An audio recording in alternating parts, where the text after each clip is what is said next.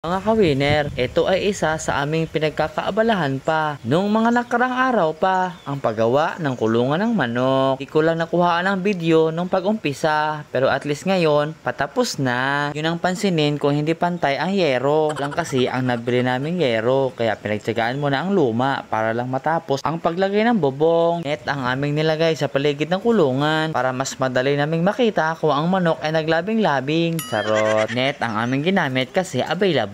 Kung walang net, pwede namang gamitin ang kawayan. Gagawin naming patpat ito para gawing pangharang sa paligid ng kulungan. Kaya minadali na nga namin ni Papa ang paggawa ng kulungan kasi dahil ang mga manok na ito ay nag-aaway-away na dahil masikip na ang kanilang tulugan. Tulad niyan, dalawang lalaki pinag-aagawan ng isang babae. Oy, love triangle, charot. At si Mrs. nga ay nag-order ng pandilig at dahil nga excited sa kanyang parcel, agad niya itong tinesting sa kanyang mga halaman.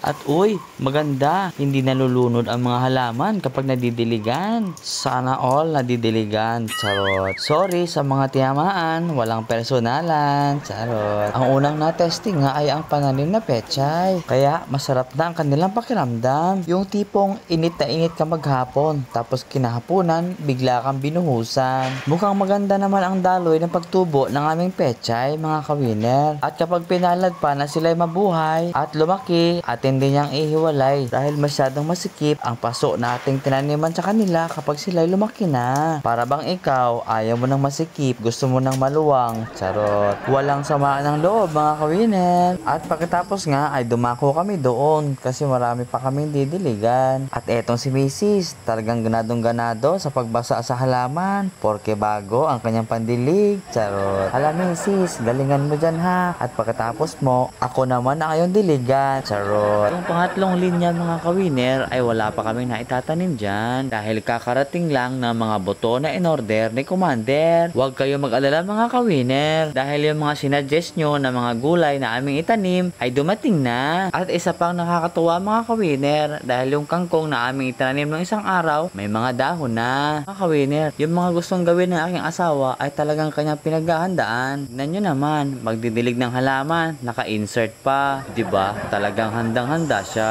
Ito yung binanggit ko kanina, mga ka-winner. Yung mga buto na dumating, amin ang isisidling. At tignan nyo si Mitong at si Mitang, mga ka-winner, para lang nangunguha ng kuto ng aso. Charot. Inaayos lang namin ang paglagay ng buto sa bawat puwang ng egg tray, mga ka-winner. At sa pagkakataon ng ito, ay amin ang itong minadali dahil si Aring Araw ay malapit ng umuwi. Charot. At hanggang dito lang muna, mga ka-winner. Sana'y patuloy nyo pa rin kaming subaybayan at panoorin. At laging natandaan, knowledge is power. Charot. See you on our next video.